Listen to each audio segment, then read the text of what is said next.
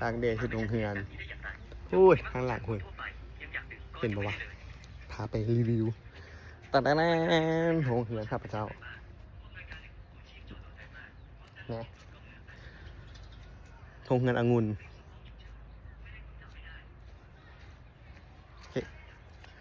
เนี่ยอันนี้ต้นองุ่นแล้วฝนเราดูฝนชิมาแล้วครับกะเห็ดโรงเรือนไว้บ่ให้มันทึกฝนอันนี้ใบขนัวแล้วก็ปลูกเพิ่มนี่เหม็นเรมโบอันนี้เป็น S48 อันนี้เป็นคิมชันองุ่นป่าญี่ปุ่นโนเนมบ่แน่ใจอีก2ตัวน้อยๆฮะแล้วค่อยมารีวิวแต่ตอนนี้คืออันนี้จะเป็นไม้ไผ่เขาจะเอาไม้ไผ่เห็ดทางเทิงนั้นเขาจะเห็ดเป็นโครงเล็กหมดเลยเนาะ4 เส้า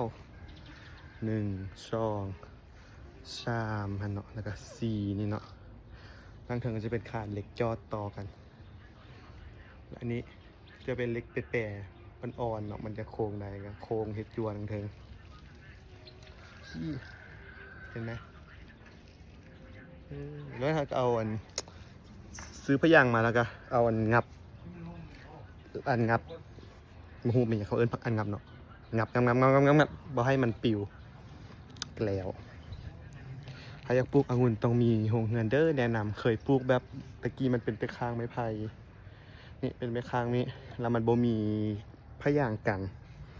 เป็นเชื้อโรคเป็นเชื้อราหมดเลยบ่ได้ผลผลิตเนาะคันมันเป็นเชื้อราล่ะมาเฮ็ดให้ใบเชี่ยแล้วสะสมอาหารบ่ได้ยอดบ่แลนแดงเบิดบัดแล้วถ่ายที่อีกเบิดหนึ่งถ่ายเบิ่ง